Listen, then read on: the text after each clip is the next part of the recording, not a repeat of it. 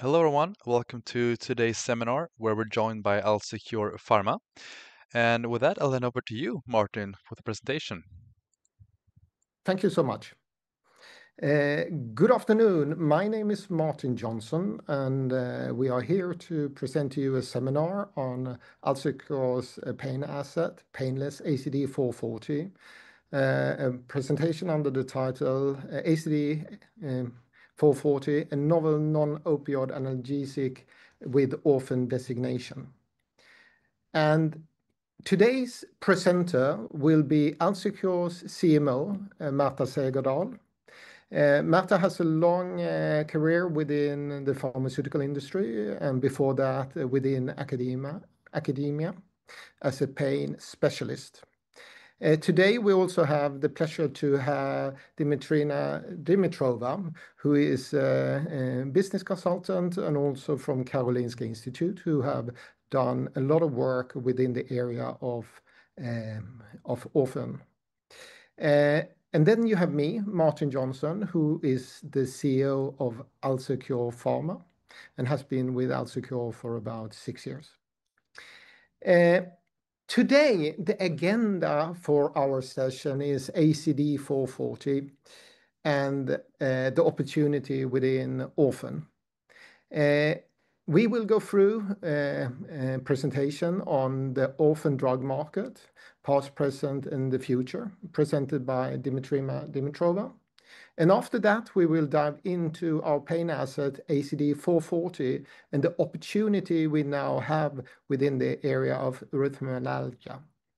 And then we will go over to Q&A, where you will be able to send in questions that we can answer, and then we will have some final remarks.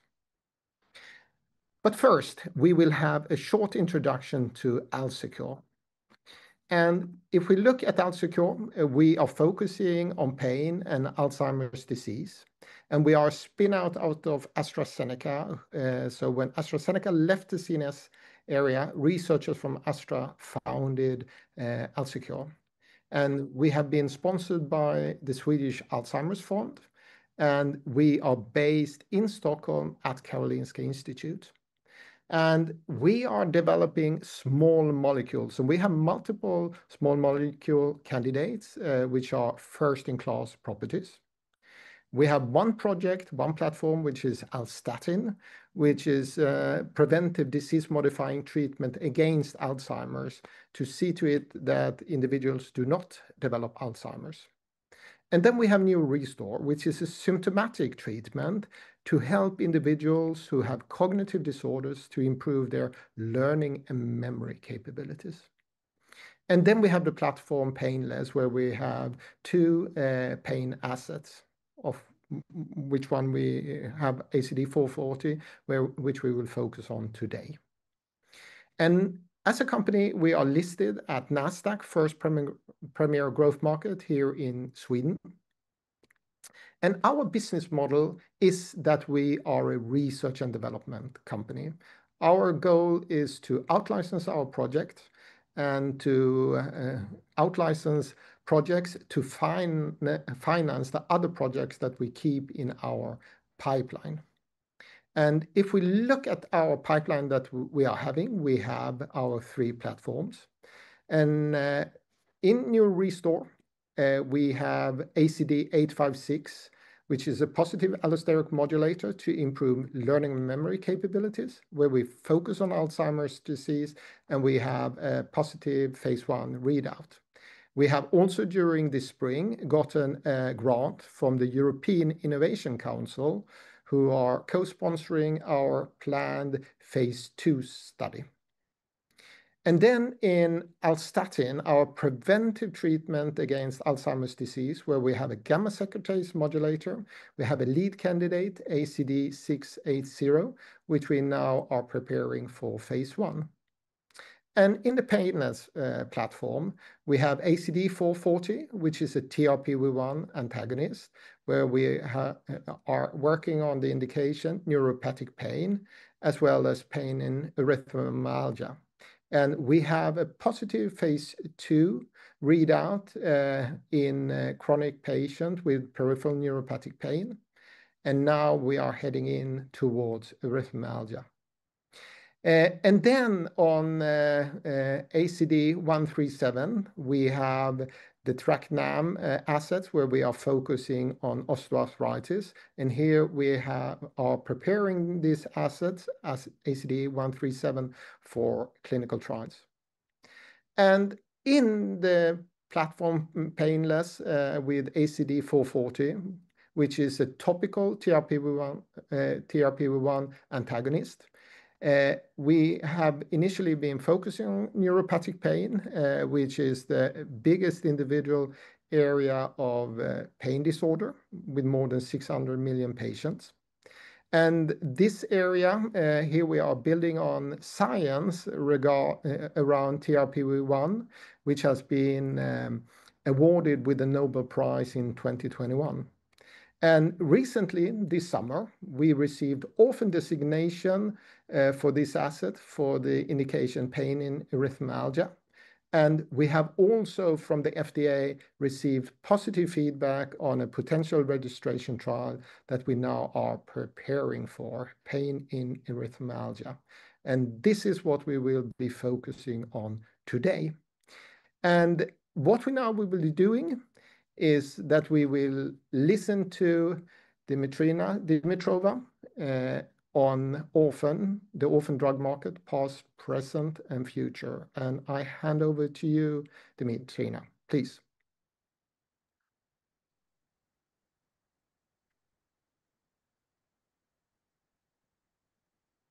Thank you for the introduction, Martin, and good afternoon, everyone. I'm delighted to share some insights from my master's research at Karolinska Institutet, where I choose to explore the global orphan drug market. And in this broadcast, I'll take you through why it matters so much for the patients and why it has become such an important focus for pharma and investors. Now, let's begin with some fundamentals to understand the market. Orphan drugs, per definition, are medicines that develop specifically for rare diseases. However, the definition of rare depends on geography. In the US, that means conditions affecting fewer than 200,000 patients, while in the EU, the threshold is fewer than 5 in 10,000 people. Now, traditionally, medicines have been developed for millions, even billions of patients worldwide, while orphan drugs focus on much smaller patient groups. And within this space, there's even a narrower category of ultra-orphan diseases, which are affecting fewer than 6,000 patients. However, there's also some unofficial definitions. And these very small populations are explained by the nature of their conditions. They're usually very severe, life-threatening diseases with no existing treatment options, representing an area of high unmet medical need. However, regulators have responded. Today, FDA reports that over half of the newly approved medicines are exactly orphan drugs. But despite this progress, it is known that almost less than 5% of rare diseases have an improved treatment, which creates urgency for patients and families who have no therapeutic options, while at the same time fueling fierce competition among companies, since being first to market often means years of exclusivity, premium pricing, and dominance in high-value niche. And this urgency competitions are reflected directly into the market explosive growth. In 2024, the orphan drug market has reached $195.2 billion globally, which is already accounting for 12% of all prescription sales. And this market is also highly concentrated in the United States, where it has generated more than 60% of the sales, followed by Europe and the rest of the world. But what truly sets apart the orphan drugs is their momentum. While the broader pharmaceutical industry grows at around 5 to 6%, orphan drugs are expanding double that to 10 to 12% annually, which is twice the speed of the overall market. And this means that companies and investors that are active in the rare disease are positioned at the very center of the most dynamic growth in the global healthcare. And this extraordinary growth is not accidental. It's built on sets of unique incentives. It begins with speed, reaching the patient sooner because patients can't afford to wait. Orphan drugs are often moved through development faster, typically reaching the market in about 5 years compared to a decade or more for common diseases. And once approved, companies are rewarded with long market exclusivity, 7 years in the US and 10 in Europe, and protection provides stable, predictable revenue. And third, the FDA has built an entire support system around orphan drugs with dedicated review units and accelerated designations like fast track and priority review and waived fees. And finally, there's a strong legislative backing. Well, since the early 80s and the establishment of the Orphan Drug Act has changed a lot in this market. However, even fast forward to today in 2025, new rules in the big, beautiful bill in the US have now even exempt orphan drugs from Medicare price negotiations. And exactly this combination of incentives has drawn big pharma deeply into the orphan space, where more than half of all orphan revenues come from just 10 companies. Well, typically Roche leading with the field in oncology, Novartis shaping rare diseases with its gene therapy and strong hematology franchise, and of course, Pfizer and Johnson & Johnson heavily invested, making rare diseases part of their core business. For these companies, often already represent around 20% of the total sales, which is not a sideline, but a major growth driver. And the economics tell an important part of the story because orphan drugs serve such small patient groups. They rely on premium pricing, on average about 17 times higher than other medicines. But it's not only big pharma that sees the value. This market is also of great interest to investors. And in the Nordics already, investors' role has been especially decisive in shaping some success stories. In my research, I had the opportunity to interview HealthCap, a leading life science investment company. Over the years, they have invested about 120 on the upper range of $123 million across 8 orphan drug companies, creating some of the Nordics' most valuable rare disease assets. I choose a powerful example of Wilson Therapeutics, a Swedish biotech developing a treatment for a Wilson's disease, which is an ultra-rare condition, because it's affecting only 10 to 30,000 patients worldwide. And despite serving such a small population, the therapy addresses a life-threatening unmet medical need. And within just 6 years, the company was acquired for the staggering $855 million by Alexion, which also shows a scenario of investing in an ultra-rare condition, having a shorter timeline in return. And in one of my conversations with HealthCap partner, has shared something interesting during the interview, a perspective on the fact that regulatory exclusivity can be even a stronger driver for value, which gives smaller companies freedom to grow without immediate competition. And the same dynamics are no longer limited to rare diseases. They're now dragged to the next chapter of medicine as well, laying the foundation for precision medicine. Because rare diseases affect only very few patients, companies had no choice but to design therapies that are highly targeted, often to a specific genetic mutation. And in many ways, orphan drugs were the first true examples of precision medicine in practice.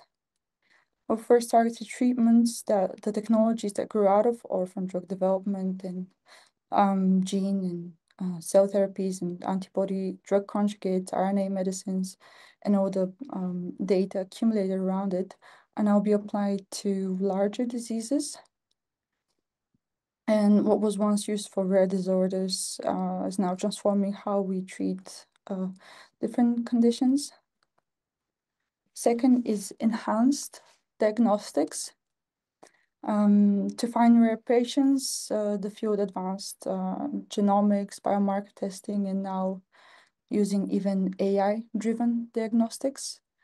And those same tools are enabling us to identify subgroups in much larger populations and match them with the right therapy.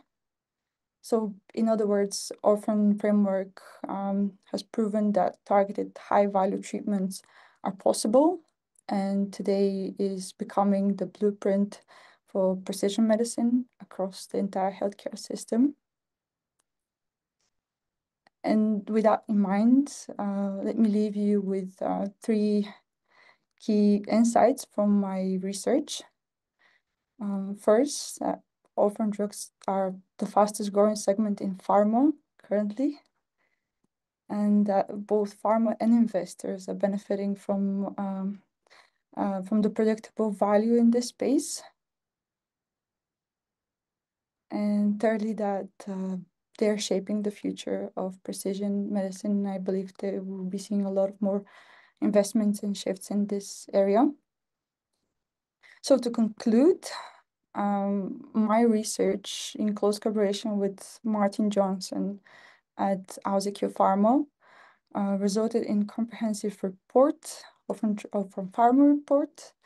And over the course of this research, I spoke with Swedish investors who have committed millions of dollars to building orphan drug companies, and with executives who have successfully brought these medicines to the US market, combined with regulatory and IP perspective. So to have a look at the full interview analysis and detailed findings captured in the report, I would welcome you to scan the code for downloading the full report or later available web link.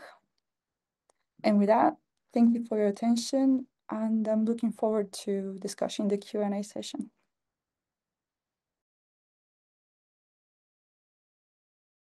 Thank you so much, Dimitrina.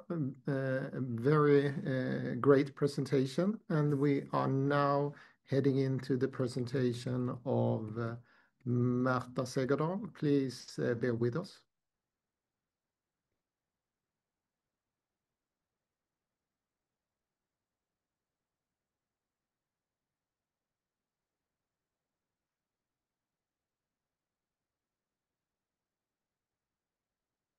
So hello, everyone, and thank you for being here with us this afternoon. And thank you, Martin, for your very kind introduction. So my name is Märta Segerdahl. I'm an MD, PhD, a specialist in pain medicine, and I'm also the Chief Medical Officer of AlzeCure Pharma. So we have been talking about erythromelalgia, but exactly what is that? Very few people have heard of it. It's a rare chronic painful disorder. It's also called burning feet syndrome. It's a triad of redness, swelling, and intense pain. And this pain that comes in attacks that are called flared, and they're triggered typically by heat. or stress, meaning physical stress like exercise. And you can see these photographs below here. These are from actual patients. These are not Photoshop. So you can see, especially in the middle, you can see this picture of this woman with a picture of her when she's fine between attacks and then when she has an attack. As you can see, it's red, it's swollen, and it also looks like she's in pain. So one flare or one attack can last for 1 hour, or it could last for several days. Erythromelalgia is again divided into primary erythromelalgia, which is mostly hereditary and often linked to mutations, but not everywhere. And secondary erythromelalgia, which is usually triggered by severe illness like a malignant disease or an autoimmune disease, or even by some medications. So how does it appear and how common is it really? The prevalence of erythromelalgia, meaning that how many people actually suffer from this at this one point in time, point in time, and looking at the primary and secondary together, is approximately 13,000 per 100,000 individuals. So that qualifies as an orphan disease. When we did our application to the US for an orphan drug designation, the literature helped us to find that there is a number between 43,000 and 70,000 individuals estimated to have erythromelalgia. So that well qualifies for the orphan drug threshold of below 200,000 individuals of the US population. It can actually start very early in childhood, from age 4 to 6 and up to adolescence, but also even start later in life. Primary erythromelalgia is mostly a lifelong and disabling disease with very many secondary complications like skin wounds, etc. And it's also it could also be an inflammatory microvascular disease like in secondary erythromelalgia. And then that could be a side effect medication, but also a co-phenomenon where you think that the microvascular disease is the only problem, but no, that's not quite it. It's also erythromelalgia. And these individuals, they suffer from pain attacks. They feel like a very intense burning. It's very clearly characterized by patients. And the increased temperature could be ambient, it could be a fireplace, could be it's warm outside, or it could be very local, like you have the sun shining on you, or you have too warm clothes on. The only remedy that actually works today is either cooling your feet in ice water or putting them in front of the AC or a cooling fan. There is a global patient advocacy group for this indication, and they give out surveys every few years. So the 2021 survey is now published. And from this, we can conclude that the hereditary forms actually start by age roughly by 4 to 20. So it's quite, one thing is literature, one thing is a questionnaire. The sporadic forms often occur in adult age. Who do they see? Do they see general practitioners? Not really. They won't really recognize this. It will take more than a year from a contact to the first time to a diagnosis, and not until they've seen a neurologist or a dermatologist or a rheumatologist. So basically, it's a specialty care disease. The pain flares that come either most days or pretty much every day, as you can see from the right-hand pie chart, about 75% have most days or every day. They're burning, as mentioned. They have a varying duration between 1 to 5 hours or even more than 5 hours. And the typical daily pain, like average pain, is what we call moderate pain. So between 3 and 7 out of 10 on the 0 to 10 scale, and 10 is the worst you can even think of. And the worst case pain when they have their attacks is between 8 and 10 out of 10. And as a comparison, you could say that a delivery of a baby is about 8 out of 10, and an amputation pain could be around the moderate range. So this is quite heavy and severe pain. Flares are mostly triggered by heat, physical stress, but also in other conditions, it could be like it's in combination with a flu or some infection coming on. Best therapy is cooling which can be damaging. They can actually get wounds from the cold water or cold fan, and then they could get infected and be very scared, get a lot of scars on their feet or hands or whichever area it is that is affected. There is no effective medical treatment, so that also fulfills the orphan criteria, not only the number of patients, but also that there is no effective medical treatment. Not only not approved, but nothing effective. So it's a lifelong disease, and some patients actually improve over the years, but the mainstay of patients actually get worse. 50% of them actually get worse, and about 1/3 have about the same level of problems, and a smaller group actually improve. And that's the improving part is usually the patients with a secondary erythromelalgia, where they have realized what the problem is and they have cured the cause for it. So, as it could be understood, is that this has a huge socioeconomic impact also for the patients, but also the family and caregivers. So, what has this to do with the TRPV1 receptor? Well, the TRPV1 receptor is actually key in pain signaling. So the receptor, as Martin mentioned, it was characterized in the 1990s by the group of Professor David Julius. And it was shown to be central for the mediation of heat and pain. The receptor is also called the capsaicin receptor, or capsaicin as in chili. And when you heat the skin, this little figure on the bottom right shows that if you heat the skin, shown at the bottom, very bottom of it, you can actually increase the pain and the circulation, the redness, significantly. And when you cool, instead, it goes down. So the receptor triggers the release of vasodilating substances from the sensory nerve endings as part of everything. So it's very similar to the way the capsaicin works. So the target mechanism then, well, the TRPV1 receptor or capsaicin receptor is central to the initiation of the pain signal, also called the transduction.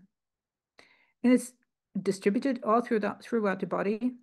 And if you have a painful condition like in neuropathic pain, these receptors are upregulated. So that means that there are more of them, and they're also more sensitive to activation.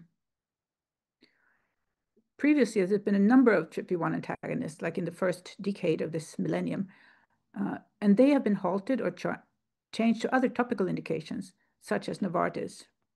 And that's because these candidates were very effective. They were given orally, and then they challenged the whole systemic target effects by the reduced heat sensitivity all over the body. So patients could actually get unintended burns and scald themselves when they were drinking hot drinks, which of course is not a feasible treat for a new treatment against pain. In many cases, patients also got transient hyperthermia, but this was not the key reason for closing down the projects, as we become aware from different types of contacts and publications. So by developing a topical formulation that we've done at AlzeCure Pharma, ACD440 is now a gel, and we have circumvented the problems with the systemic side effects because the effect is only where the gel is applied. This opens up the possibility, adding on to the orphan, but also precision medicine in the subpopulations of chronic pain patients with heat hyperalgesia, where current treatments are known to be ineffective. And then, as mentioned, erythromelalgia is one of these diseases or disorders. So then what does an orphan drug designation add? We were granted the ODD, orphan drug designation, for the treatment of erythromelalgia by FDA. The pre-IND meeting we had with the FDA in Q2 this year, they were very supportive of our development program and encouraged us to pursue this further. There are several benefits with an ODD designation. It's granted for severe and life-threatening diseases without currently available treatment options. So in the US, the disorder must affect less than 200,000 individuals, and in Europe, the prevalence, or it must affect fewer than 5, up to 5 out of 10,000 individuals. But with both agencies, there are several advantages supporting the development of the program. So one thing is an agreement on program design and output with both agencies and all the way up to market application for both agencies. They're very open to some flexibility, but they have exactly the same requirement for the drug to be efficacious when it comes to launching it, going to market. But this also opens up to more frequent interactions along the way. It actually encourages to do so, but it also reduces the risk of a failure in phase 3. So that's shown as Dimitrova demonstrated that there are much higher approval rates when you have your phase 3 data. So why do we think that ACD440 gel blocks the TRPV1 receptor in reducing this heat-induced pain?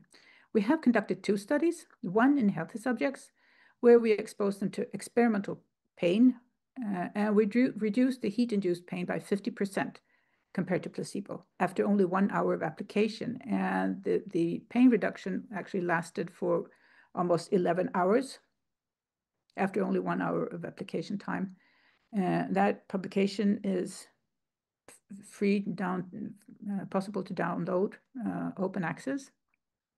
And then we conducted a study in patients with chronic neuropathic pain with sensory hypersensitivity. So that means that they were actually sensitive to high stimuli that triggered the pain further. And there we reduced the heat-induced pain by approximately 50% as well. And that publication is also available as open access. And just a note that 30% reduction in pain intensity is considered a clinically relevant reduction in chronic pain intensity by regulatory guidelines worldwide. So are there only help in developing? Well, not only, because this has other following effects. So in general, there's smaller programs, there's lower risk, a shorter time to market, but there's a reduced cost for clinical trials, not only because they're smaller, but also because you have tax benefits for the clinical trials. There's no fee for marketing submission for a small company, a reduced fee for big pharma, which is also a cost that is substantial. And they're also exempt from Medicaid price negotiations, as mentioned by Dimitrina. You have an orphan drug market exclusivity for 7 years. And if you co-submit pediatric data, you have another 6 months of market exclusivity. EMA have a similar program with free and frequent scientific advice and no fees for marketing submissions and no fees for the actually quite expensive activity of agency inspections during the review of the submission package. In EU, also orphan drugs get 10 years of market exclusivity for each orphan designation indication and an additional 2 years for pediatric indications. So it's slightly longer, considerably longer exclusivity in the EMA area. So now what we'll be doing here now after having this orphan drug designation granted, we will continue the preparations for a full development program in erythromelalgia. And during that, we're focusing on optimizing the program design in all aspects. And we're aiming for the shortest time to market and to patients. And also we will be pursuing, of course, business development activities, looking for the best partner to take this asset to commercialization. So in summary, erythromelalgia is a rare and chronic disease of all ages. The pain in erythromelalgia is triggered by heat, and ACD440 is effective in reducing heat-induced pain. So it's a good match.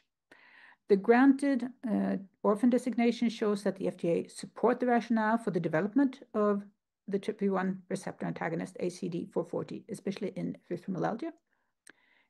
The designation also reduces developmental costs and gives us substantial market exclusivity going forward. So thank you so much for your attention, and I will hand back to Martin.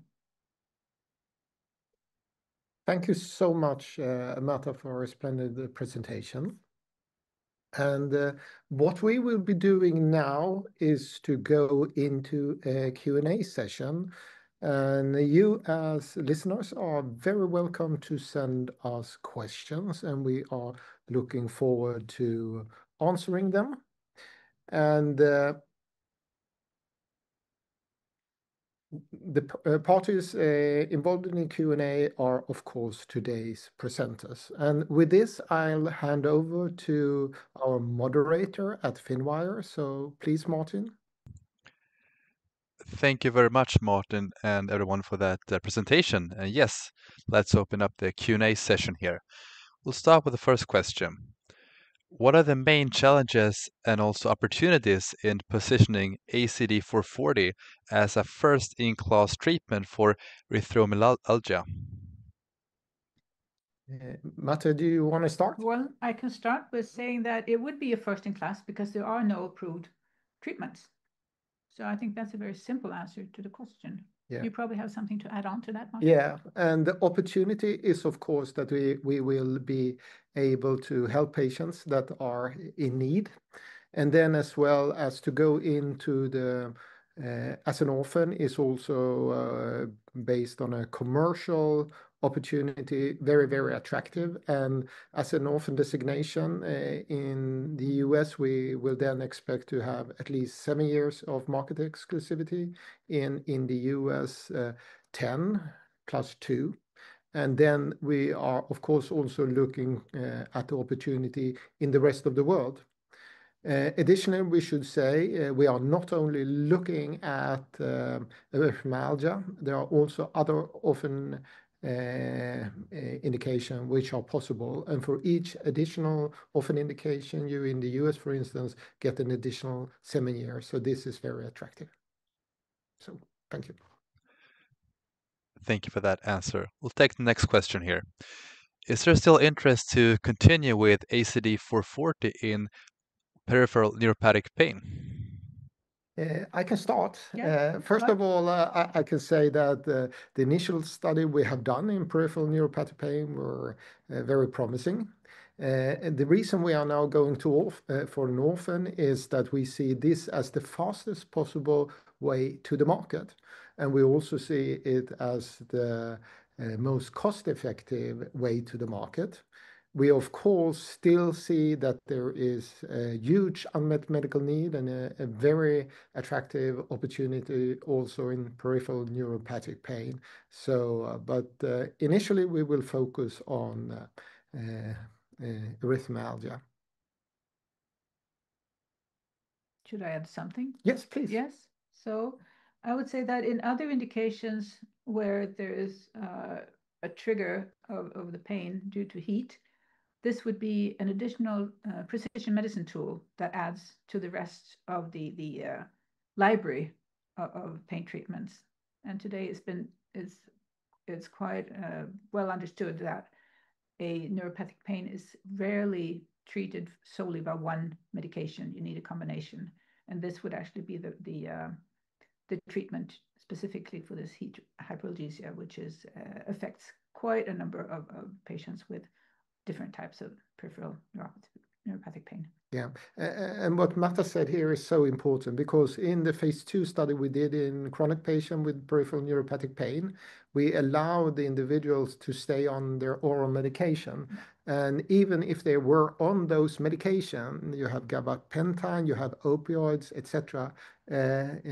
Our asset ACD440 added an additional 50% in pain reduction. So that shows the opportunities. So this will then add additionally, and that it can be combined with other pain medication is very attractive. Thank you for that answer. And what will AlzeCure's next step be with the EM project? Well, as I presented to you, we will look in because we have very good feedback from the FDA. They're very supportive, but we still need to look at the full program and to optimize every piece of it to be as swift and as smooth of a run for whoever takes it to the market. And I think that's actually our next step to work on the plans for this. Mm-hmm. So to work on the plans and then also to work together with CROs to map out the full program and also the costs. We have already done some work around that. When we were in contact with the FDA, we got some additional questions. So we will work on those details as well. But we have full focus now on really developing the development program to, and in connection with this also continue, as Marta said before, pursuing the BD dialogues that we already have. And what is your BD strategy for the project? Our BD strategy is to out-license this project.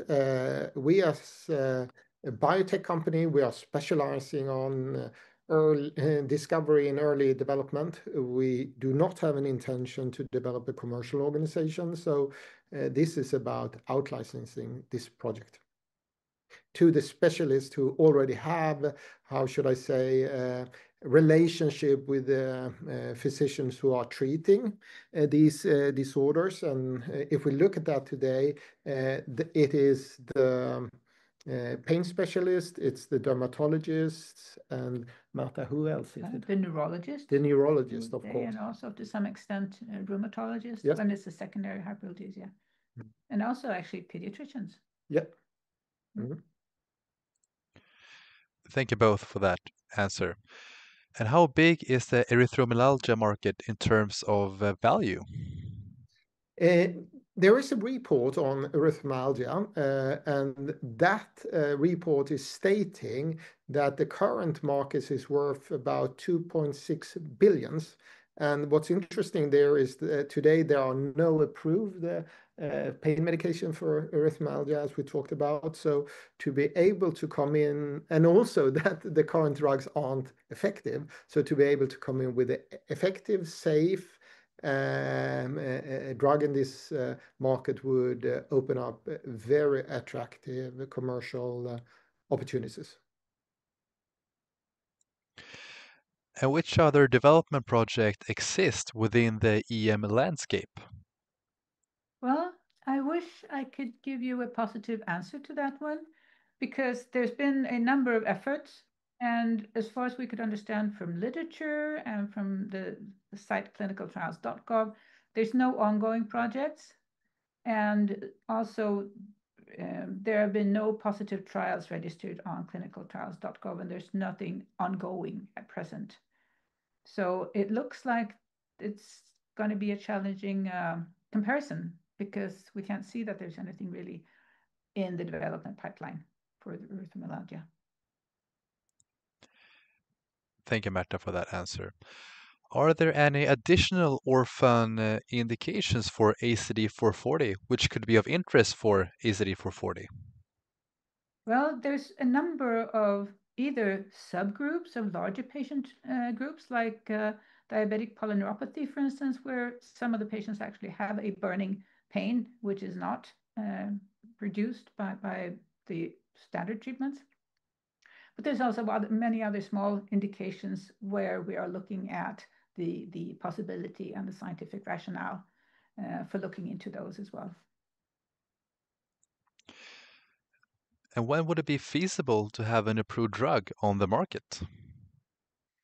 Well, I would say that depends on the outcome of our fine-tuning of the development program. So it's difficult to say exactly a year or anything like that, or a time span, because everything has to fit like pieces of a jigsaw. So we can come back to that when we have a full picture from both regulatory agencies and our fine-tuning of the program. I think that is a good time to come back to you and respond to that question. Thank you, Märta. And up until now, you have been focusing on the US market. What is your strategy and intentions for the rest of the world and the remaining markets?